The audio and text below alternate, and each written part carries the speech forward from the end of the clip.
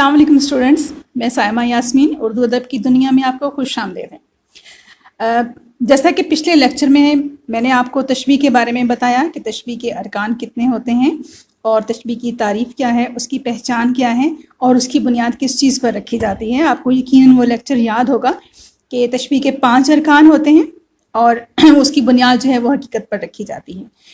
तो आज के लेक्चर में हम पढ़ेंगे कि तशबीह की अक़साम जो हैं वो कितनी हैं और किस लिहाज से हैं।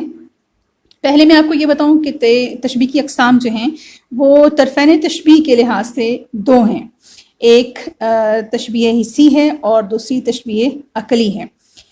तशबीह हिस्सी जो है ये वो है कि जिनको हवासे ज़ाहिरी से हम मालूम कर सकते हैं। अब जैसे कि आपको पता है कि हवासे खमसा जो हैं वो 5 हैं, लिहाजा इसकी अक़साम भी यहाँ पर 5 हैं। तशबीह बासरा यानी जिसका ताल्लुक़ देखने से हो, तशबीह सामिया जिसका ताल्लुक़ सुनने से हो, तशबीह ज़ायका जिसका चखने से ताल्लुक़ हो, तशबीह लामसा जिसका छूने से ताल्लुक़ हो, तशबीह शामा जिसका सूंघने से ताल्लुक़ हो। यानी ये वो सारी बातें हैं कि जो शेर में मौजूद हों तो आपको पता चल जाए कि ये तशबीह की कौन सी किस्म है।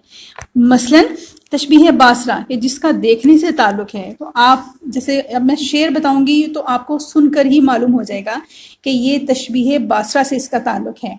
ये ना कि जुगनू की रोशनी है काशानाए चमन में, या शम्मा जल रही है फूलों की अंजुमन में। यानी देखने से पता चलता है कि रोशनी जो है वो मौजूद है। या फिर ये शेर कि सुन के ये मुजदाए जां बख्श जो मैंने खोली आँख, इशाए नूर किसी मुझको नज़र आई झलक। ठीक है। फिर तशबीह सामिया जिसका सुनने से ताल्लुक़ है। लज्जत सरूद की हो चिड़ियों के चहचहों में, चश्मे की शोरिशों में बाजा सा बज रहा हो। यानी सुनकर मालूम होता है कि इसमें किसी चीज़ के साथ किसी चीज़ को मिलाया जा रहा है, लिहाजा ये तशबीह सामिया है। फिर तशबीह ज़ायका जिसका चखने से ताल्लुक़ हो है। बदल गई है हलावत से तल्ख ये फरियाद, शराबे तल्ख भी है मैं कशों को शीरो शकर। ठीक है। यानी चख कर जो है वो किसी चीज़ को किसी चीज़ के साथ मिलाया जा रहा है, उसकी मिसाल दी जा रही है, लिहाजा ये तशबीह ज़ायका है। अगली किस्म है तशबीह लामसा यानी जिसका छूने से ताल्लुक़ है। कहूँ क्या जिल्द की उसकी सफाई हो जैसे दूध पर हल्की मलाई। ठीक है कि अब यहाँ पर आपको सुनने से ही पता चल गया है कि इसमें छू कर किसी चीज़ के बारे में मिसाल दी जा रही है। अगला है तशबीह शामिया जिसका सूंघने से ताल्लुक़ है। कहूँ मैं क्यों न गुल अंदाम इन हसीनों को, गुलाब की सी कुशाती है बू पसीने से। ये उम्मीद है मुझे कि आपको समझ आ गई होगी कि तशबीह की ये जो अक़साम हैं इनको हम किस तरह से समझ सकते हैं, इनकी पहचान कर सकते हैं कि ये क्या हैं और इनका ताल्लुक़ किस चीज़ से है। दूसरी इसकी जो किस्म है वो है तशबीह अक़ली। ठीक है। अब ये वो हैं जिनको मुशब्बा और मुशब्बा बिही का एहसास करने के लिए हिस्स की नहीं बल्कि अक़ल की ज़रूरत होती है। यानी ना तो इनका चखने से ताल्लुक़ है, ना सुनने से ताल्लुक़ है, ना इनका देखने से ताल्लुक़ है, ना सूंघने से है, बल्कि ये आपकी अक़ल जो है वो यहाँ पर काम करती है। एहसास और इदराक जो है वो यहाँ पर काम करता है। कैसे कि तेरे फ़िराक में जैसे ख्याल मुफलिस का, गई है फ़िक्र परेशान कहाँ कहाँ मेरी।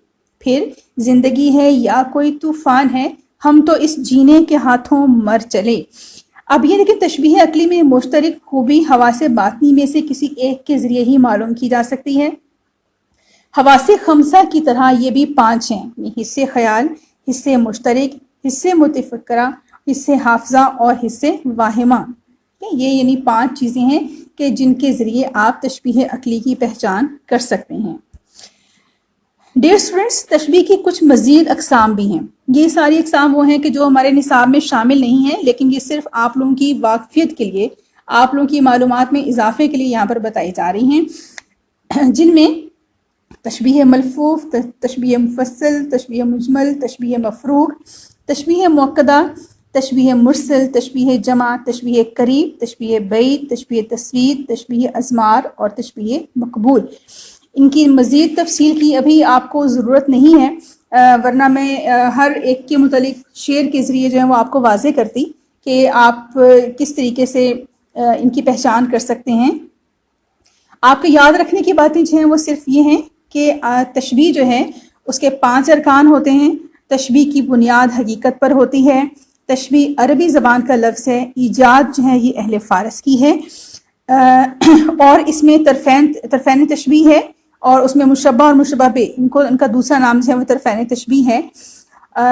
ادات تشبیہ جو ہے وہ حروف تشبیہ کو کہا جاتا ہے، یا حروف تشبیہ کو ادات تشبیہ بھی کہا جاتا ہے، ٹھیک ہے۔ یہ آپ لوگوں کے یاد رکھنے کی باتیں ہیں بیسک۔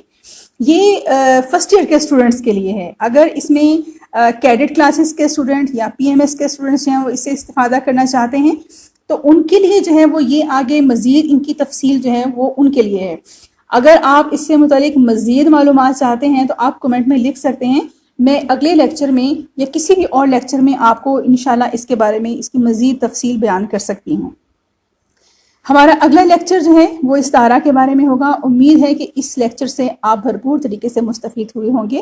کمنٹ میں آپ ضرور بتایا کیجئے اگر آپ کو کسی اور چیز کے متعلق، اردو سے ریلیٹڈ کسی اور چیز کے بارے میں معلومات لینا ہے، یا کسی بھی ایسے موضوع کے بارے میں کیڈٹ کے اسٹوڈنٹس یا پی ایم ایس کے اسٹوڈنٹس جو ہیں وہ کوئی بھی معلومات حاصل کرنا چاہتے ہیں، انہیں کسی بھی قسم کا میٹیریل چاہیے ہے، تو میں انہیں ضرور اس بارے میں رہنمائی کروں گی۔ بہت شکریہ۔